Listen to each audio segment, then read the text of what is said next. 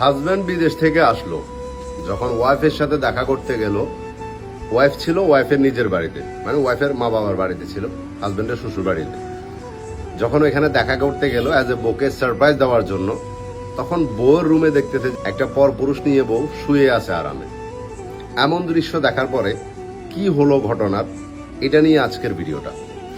যখন এমনভাবে নিজের বউকে দেখছে একটা পর পুরুষের সাথে একই রুমে রাতের 1টা বাজে, যে কোনো পুরুষেরই, যে কোনো হাজব্যান্ডেরই মনের মধ্যে একটা তুফান চলবে, মনে হবে যে তার দুনিয়াটা মনে হয় এখানেই শেষ হয়ে গেছে। ঠিক এই ছেলেটার সাথেও সেম কাহিনীটা হলো। এবং এটা দেখার পরে সে বলল যে আমি এই মেয়ের সাথে তো জীবনে কখনো সংসার করবোই না, তাদের একটা মেয়ে সন্তান পর্যন্ত আছে। দেন ওই দিন রাতের 1টার দিকে সে ওইখান থেকে চলে গেল। যাওয়ার পরে পরদিন মেয়ের এলাকার যে সামাজিক যে মানুষগুলো আছে, সর্দার বলেন বা বড় বড় যে সম্মানী ব্যক্তিগুলো আছে, সবাইরা বলছে যে এমনি এমনি ঘটনাটা হয়েছে, এটা তো মোটামুটি আপনারা সবাই জানেন, তো আমি ওর সাথে সংসার করতে চাইতেছি না, আপনারা বসে এটাকে যেভাবে মীমাংসা করা যায় সমাধান করে দেন। দেন এরপরে মেয়ের পরিবার থেকে, মানে মেয়ে কোনো মতে এটা শেষ চাচ্ছে না, বলতেছে যে আমি ভুল করছি, আমাকে মাফ করে দাও।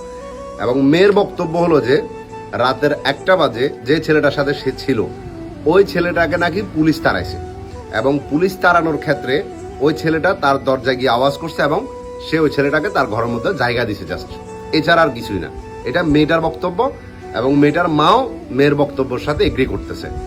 এখন ছেলে তো নিজের চোখে দেখছে, দেখার পরে ছেলে বলতেছে যে আমার পক্ষে পসিবল না, এই মেয়ের সাথে আমি থাকবো না। দেন দুই সমাজের লোকেরা বসে যখন একটা বৈঠক বসলো, ওইখানে অনেক সুন্দর মতোই, মানে যে সামাজিক মানুষরা চায় না যে সংসার ভাঙাটা দরকার কি, তোদের একটা মেয়ে আছে, মেয়েটার দিকে একবার তাকা, তুই একবার চিন্তা করে দেখ, একসাথে এগুলা বলা বলি করতেছিল সবাই, কিন্তু ছেলেটা তার সিদ্ধান্তে অটল ছিল।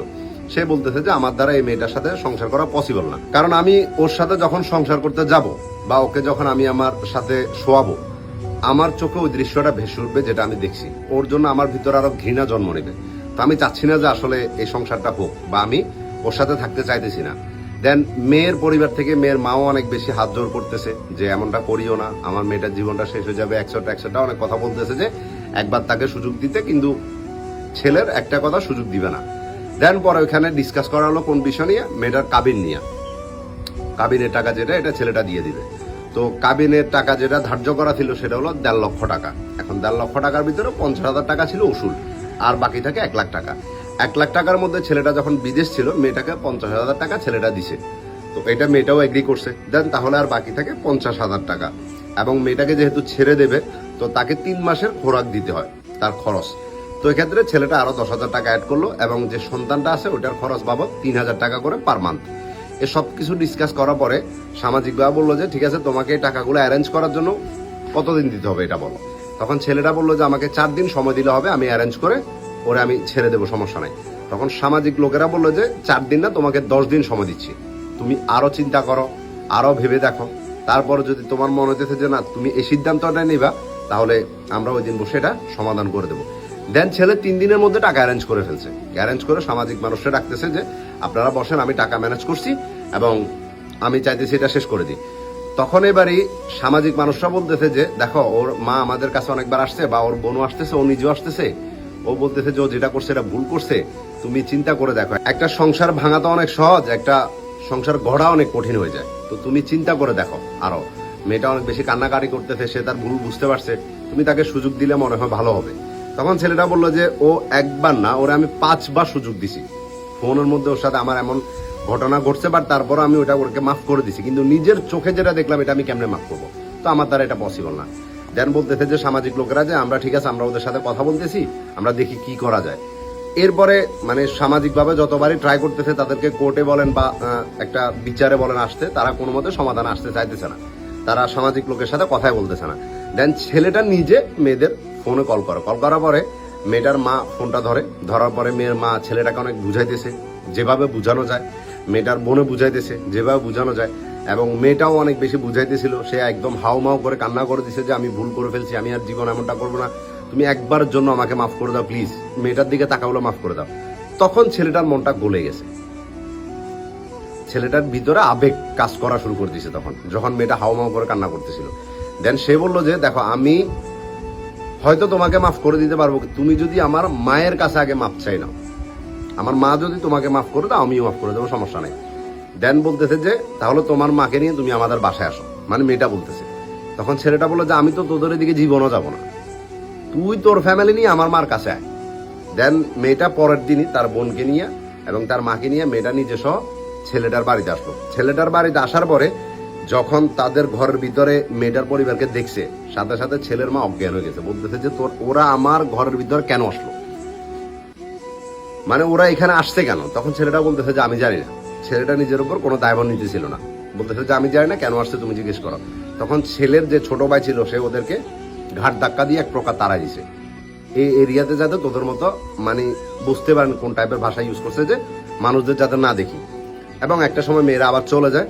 চলে যাওয়ার পরে সামাজিক লোকদের ছেলেটা আবার চাপ দিয়ে যে বলতেছে যে এখন কি আপনারা এটা সমাধান করবেন নাকি আমি চলে যাব? যদি আমি বিদেশ চলে যাই তাহলে ওর কাবিনী টাকাটাও পাবে না, এইভাবে সবকিছু শেষ হয়ে যাবে। পরে আমাকে কেউ দায়ভার দিতে পারবেন না, বা আপনাদের কাছে যদি আসে তখন আপনারাও কিছু বলতে পারবেন না। তখন এবারই মানে সামাজিক লোকেরা বলতেছে যে ঠিক আছে। সামাজিক মানুষরা এক প্রকার জোরপূর্বক তাদের সবাইকে একটা বৈঠকের ডেট দিছে।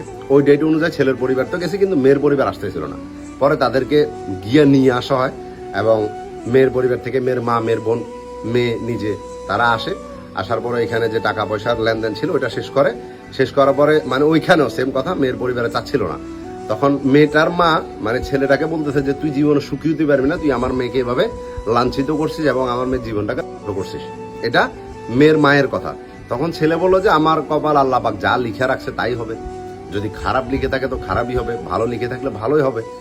এখন আমি তো চাইলে জোরপূর্বক কোনো কিছু করতে পারবো না, ঠিক আছে, বাট এর মতো মেয়ের সাথে আমি সংসার করতে পারবো না, এটা বলে ওখানে সবকিছু শেষ করলো।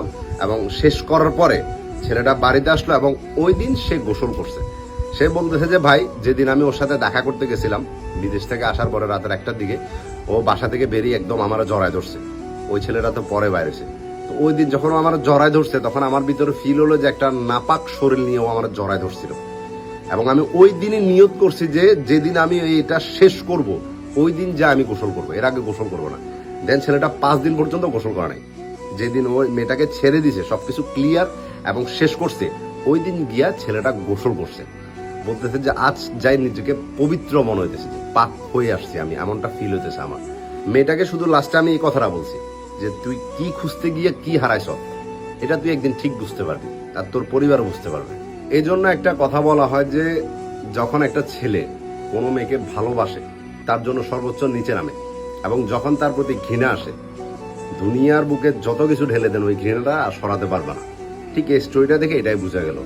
ব্রাদার, আমি তোমার জন্য মন ভরে দোয়া করে, যেটা তোমার সাথে হয়েছে এটা অবশ্যই অনেক কষ্টদায়ক, এটা চাইলেও তোমার ভুলা যায় না। বাট দিন শেষে একটা কথা আমাদেরকে মানতে হবে, যেটা বাস্তব দিক সেটা মানতেই হয়। তো আমি দোয়া করি তুমি যেহেতু আবার বিদেশ গেছো, এখানে নিজের ক্যারিয়ারটাকে আরো ডেভেলপমেন্ট করো, একটা সুযোগ পাইছো, ভালো একটা জায়গায় পৌঁছাও আগে, দেন আবার বিয়ে করো, কোনো সমস্যা নেই। এমনটা না যে একটা ধান ক্ষেতের মধ্যে প্রত্যেকটা ধানই ভুসি হয়, ধানও হয় এখানে, বাস খুঁজে নিতে হয়। ভালো থাকবা।